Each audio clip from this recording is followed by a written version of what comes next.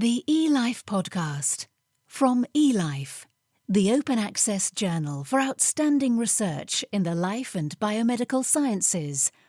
Online at elifesciences.org. Hello, welcome to episode 29 of the eLife podcast, produced by The Naked Scientists. I'm Chris Smith.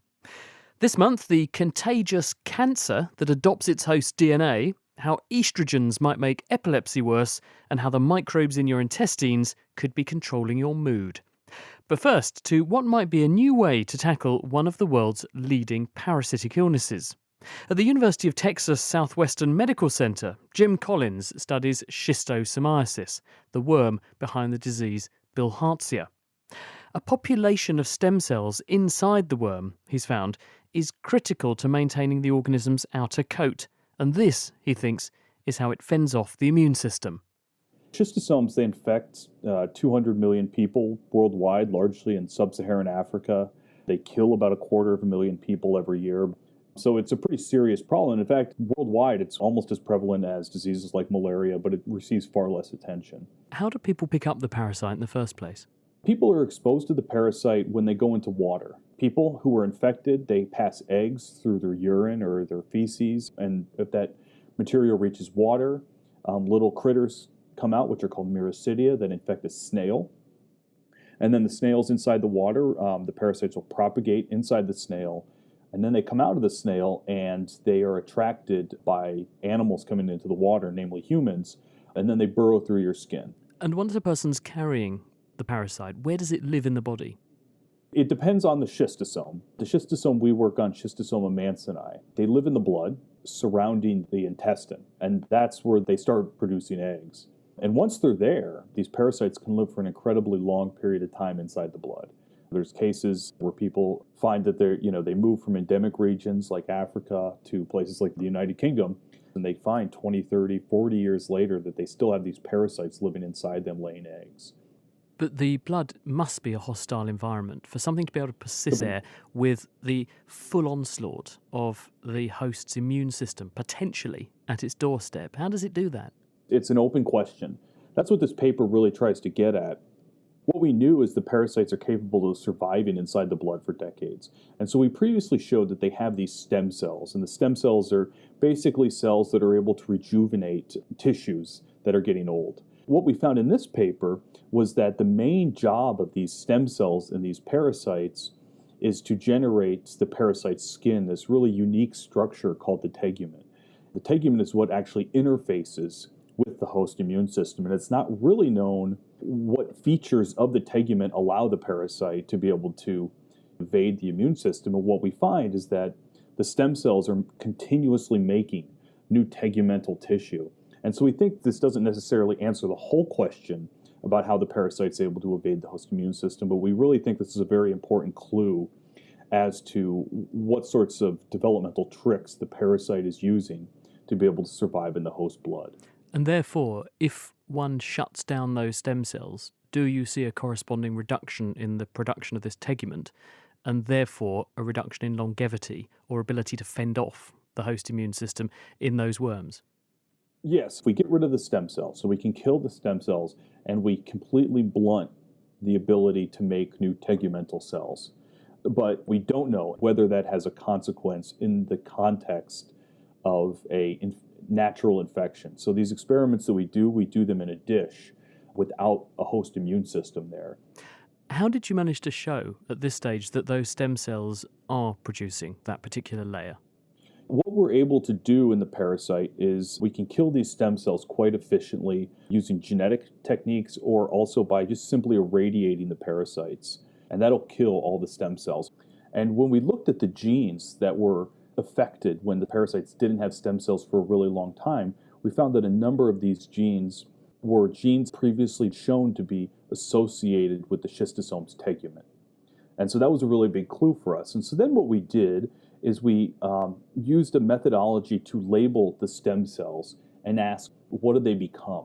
And it turns out what we were able to find is that a large fraction of the stem cells end up giving rise to cells that express things that are known to be associated with the tegument. And is there a particularly high turnover of these cells, which would tell you that in turn there must be a very high turnover of the tegument, the skin of the parasite, which you could therefore deduce is because it is fending off actively some kind of host attack? Exactly. So when we kill the stem cells, within a few days, we lose progenitor cells to the tegument. And so what we think is that the stem cells are rejuvenating this tegumental tissue at a very high rate, and the tegumental tissue is kind of a short-lived sort of surface. So does this give us some insights into how we might be able to attack schistosome in a new way? Is there a way of getting at those cells and effectively rendering it susceptible because it can't maintain this very high turnover of its outer layer? Yeah, so there's two things. If we blunt the ability of the parasite to have stem cells that proliferate, that will ultimately lead to death of the parasite inside the host. The other real opportunity is the best thing for us in treating schistosomiasis wouldn't necessarily be a drug, but would be a vaccine. And when we look at our data set, we basically have kind of stumbled into a treasure trove of potential anti-schistosome vaccine candidates. In fact, some of the candidates that are being developed now as anti-schistosome vaccines are on the lists of genes that we identified. And so now we have potentially hundreds of molecules that we could follow up on, or somebody else can follow up on, to try to develop the next generation of anti-schistosome vaccines. Terrific news. That was Jim Collins. CTVT, or canine transmissible venereal tumour, is a very unusual kind of cancer.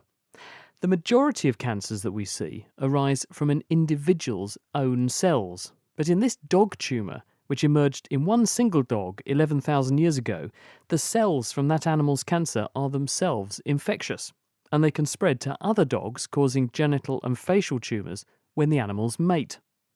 Now, scientists at Cambridge University have studied dogs with the cancer from around the world, turning up a big surprise. The cancers have adopted DNA from the host dogs that they've infected previously. And specifically, this has happened in structures inside the cells called mitochondria, which provide cells with their energy. And this, we think, is what's keeping the tumour fit.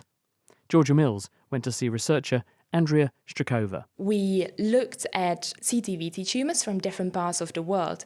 So we collected over 400 samples from 39 countries around the world, and we looked at the mitochondrial DNA of these samples. So mitochondria are, let's say, batteries of the cell which provide energy, and they have a small piece of DNA which codes for the proteins needed by the mitochondria.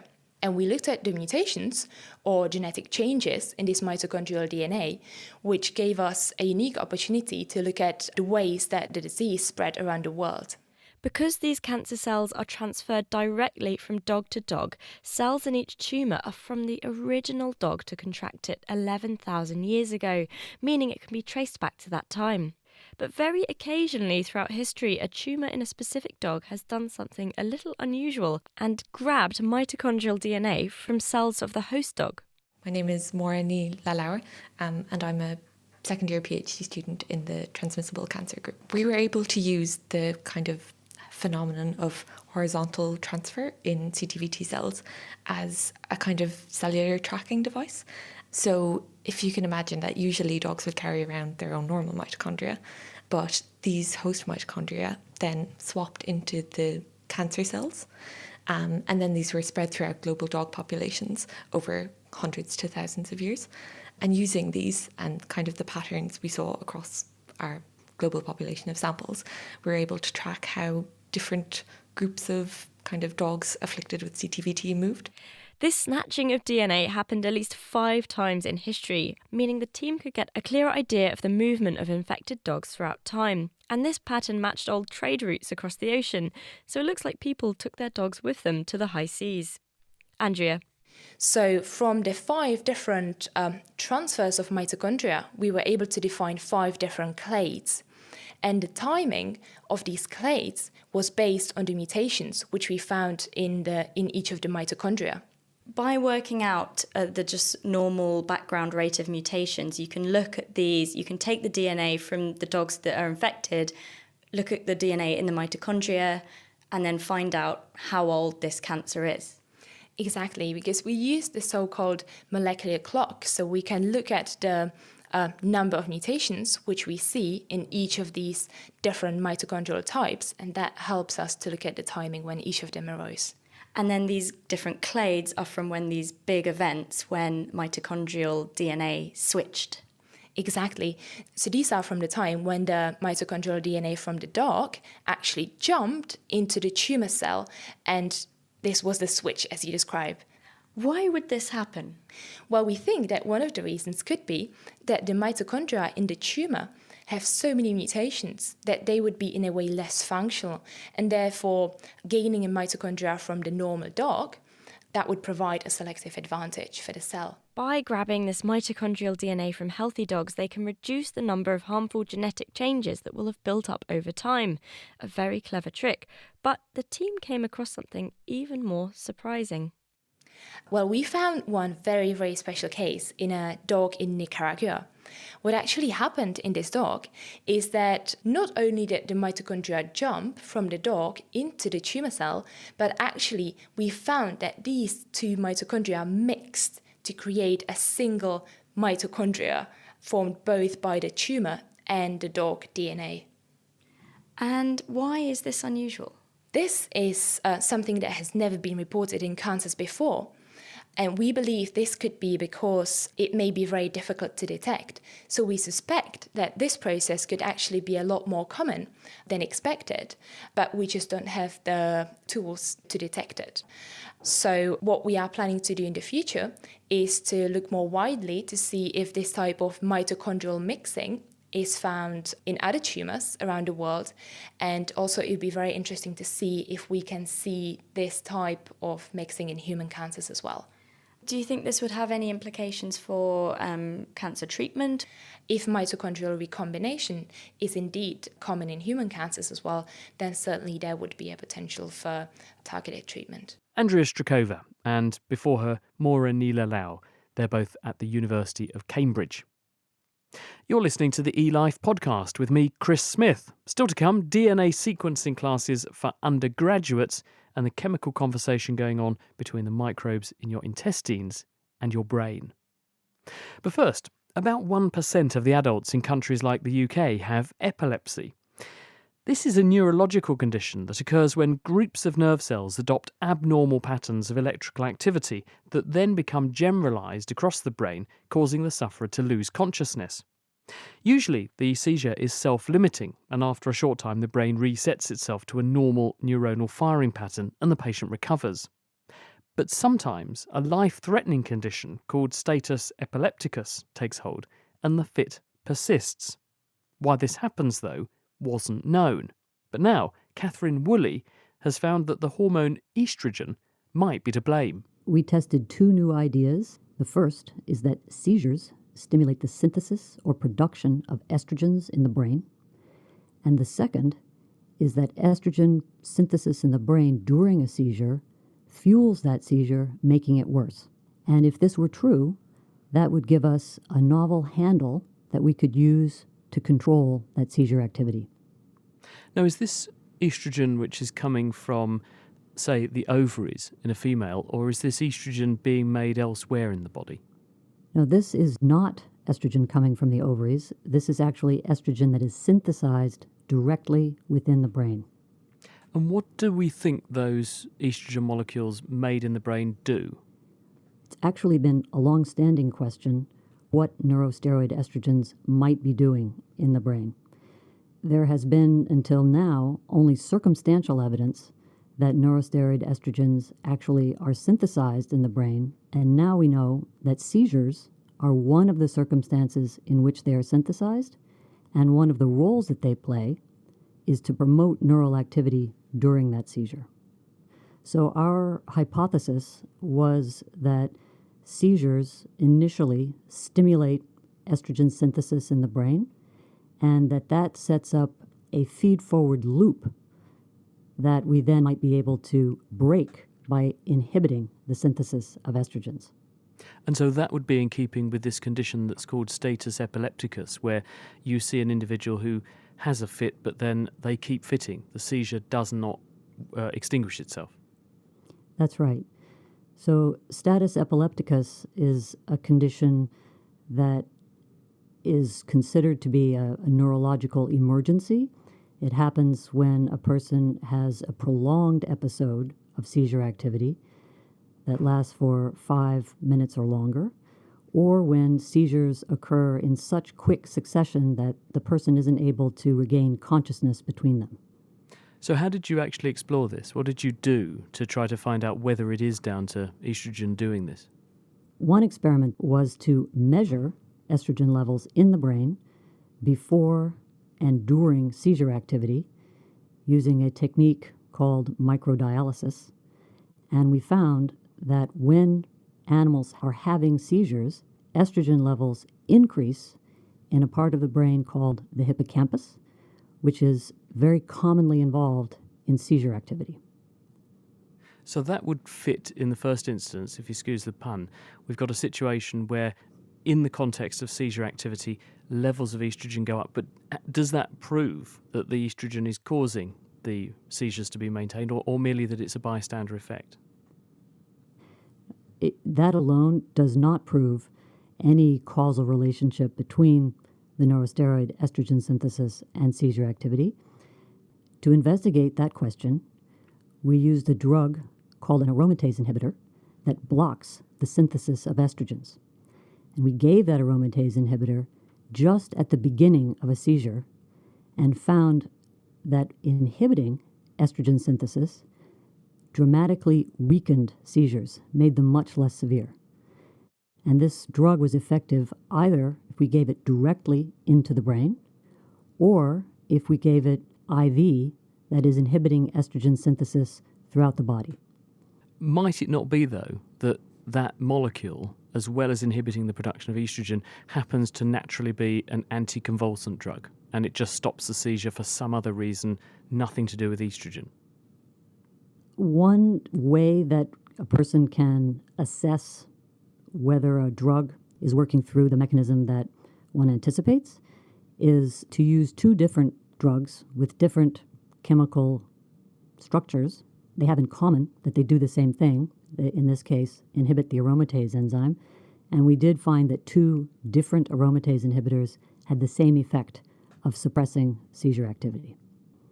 Therefore, would this suggest that this could be quite a useful mechanism in the clinic if we can administer agents like this or exploit this mechanism to get better control of patients who have poorly controlled epilepsy?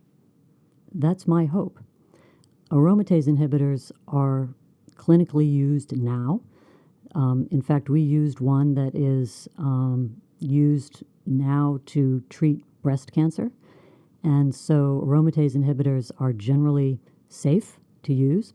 And I'm optimistic that aromatase inhibitors might indeed be a way to control neural activity during a seizure in a way that is targeted more toward seizure activity than current anti-seizure medications are targeted. Northwestern University's Catherine Woolley. A criticism often levelled at undergraduate science degrees is that a lot of spoon-feeding goes on and there's not enough emphasis placed on acquiring practical skills and the ability to think outside the box. Now, these, of course, are critical assets for a successful scientific career, particularly when it comes to the emerging and fast-moving field of molecular biology. So why do we often wait until a student embarks on a PhD before giving them the chance to discover whether they really are cut out for this line of work?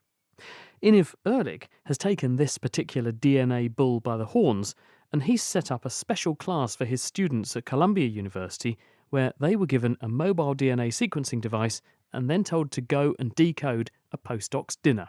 Our idea was to let the students have hands-on experience with DNA sequencing technologies. Part of this class was that Sophie, my postdoc, collected DNA from her food over a week. And she prepared DNA libraries and gave it to the students. And they used this mobile DNA device to sequence the DNA from her food. And they had to guess, they had to find what she ate. And the whole concept here was to show them end-to-end how to generate, analyze, and infer results from DNA experiments.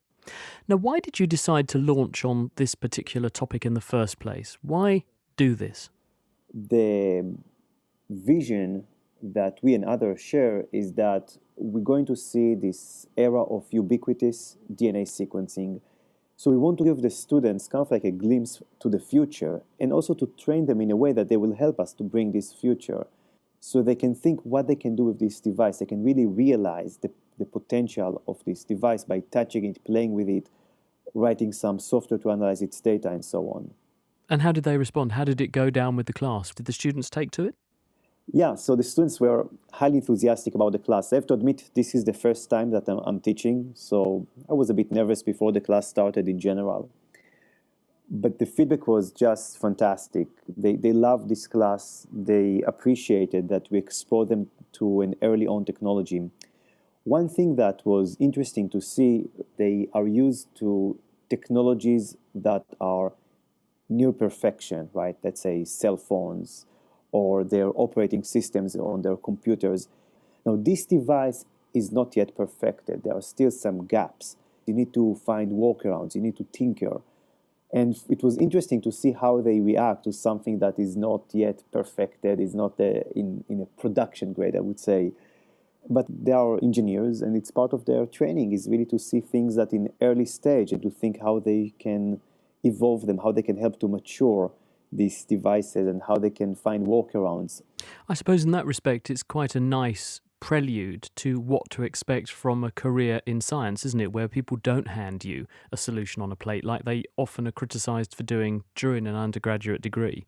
Exactly. We got the feedback from some of the students that this is the first time that they feel in their undergraduate degree that they do science. So that was what they learned. What did you learn, and how does this inform what you do next with this project? So we learn how to design this experiment and how to engage the students. And you can get quite a lot from a group of undergraduates and master students that are highly enthusiastic about the devices. In the second hackathon that was done around, the main topic was forensics. We, in fact, started a research project in my group after the results of one of the hackathon groups with the device. They came up with a very interesting algorithm, and we said that, this might be a research project, so we should take on and really expand these preliminary leads that they found in the class. Big trend now, though, to take things even lower and further down than at undergraduate level, isn't it? And people are talking about going into schools with this kind of thing. Do you think this is the kind of thing that could be used to encourage even younger learners, people before they've even gone to university, to show them what they could be doing scientifically and then nurture more of that scientific spirit so we get more people going to university to study science? Yeah, I think this device had the potential to go to schools. The main challenge is to create a curriculum around this device, really to give the teachers a box with all the experimental setting, with the lesson plans that they can really conduct that in their class. And this is something that we are actively thinking of, how we can take this device and build some curriculum around it to introduce it to high school students. Iniv Ehrlich. People often talk about having a gut feeling for things. Now, thanks to Icahn School of Medicine scientist Mar Garcias, we have new insights into why. The bugs that live in the intestine communicate chemically via the bloodstream with the brain, where they can control gene expression and myelination. This is the process that leads to the ensheathment and support of nerve fibres and ultimately affects their function. We have discovered how alterations in the bacterial communities that we have in our intestine are able to modulate the amount of myelin that we have in our brain. And these changes in the myelin are able to induce behavioral consequences depending on the genetic background of the mice. There's been a number of studies recently showing that the microbiome, the makeup of bacteria living in us and on us, can have effects on an individual's mood and their predisposition to experiencing symptoms of things like stress and anxiety. So does this fit with what you're finding here? Yes, I think it fits 100%, and our paper gives the next level of confidence, providing a strong evidence that the microbiota modulates brain function and the mood. Now, to be clear, are these animals that are developing animals, or are these adults, or both? In our study, we are using adult animals, and I think that's an important feature of the paper because most of the papers that are out right now have been using experimental paradigms during development. So in our paper, we have used two different groups of mice with different genetic backgrounds, and we have depleted the microbiota of these mice using a cocktail of antibiotics. And also we have used water as an internal control, not to affect the microbiota. And what we have seen is that when we deplete the microbiota of these mice, we are not able to see any depressive-like phenotypes after mild stressors. However, when these mice have the intact microbiota because they have been treated with water, they do. In summary then, you've got these groups of mice and you either deplete the microorganisms that live in them and on them with antibiotics, or you don't do that depletion. You stress the mice, and they only show signs of being stressed or anxious if they've got intestinal bacteria there that haven't been depleted. Yes.